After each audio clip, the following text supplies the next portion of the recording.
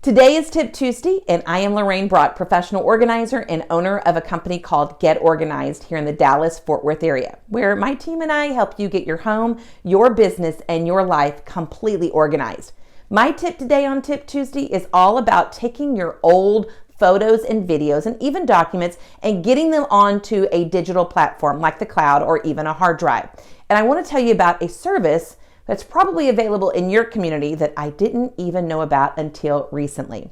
So we all have libraries near us, and obviously some libraries in your community will offer other benefits and services that other libraries in your community does not offer. So when I talk about what options are available, check all your local libraries, because even the most central, largest library may not do everything. Maybe it's a smaller one in your community. And also check the cities around your city that you live in.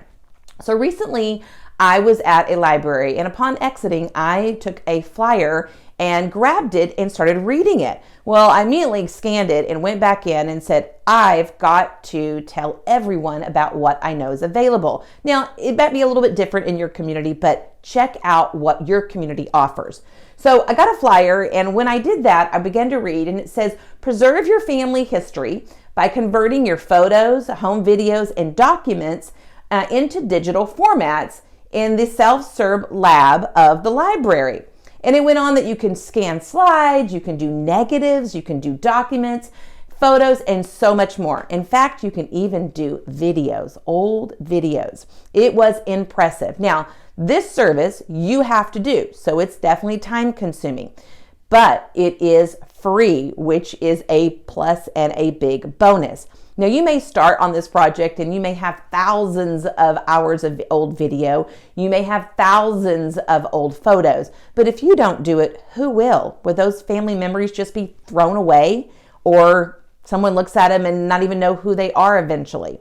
So the idea is to check out what's in your library, schedule some time, and get started with getting your older content digitized. Now, a last little bit of a suggestion that I want to give you.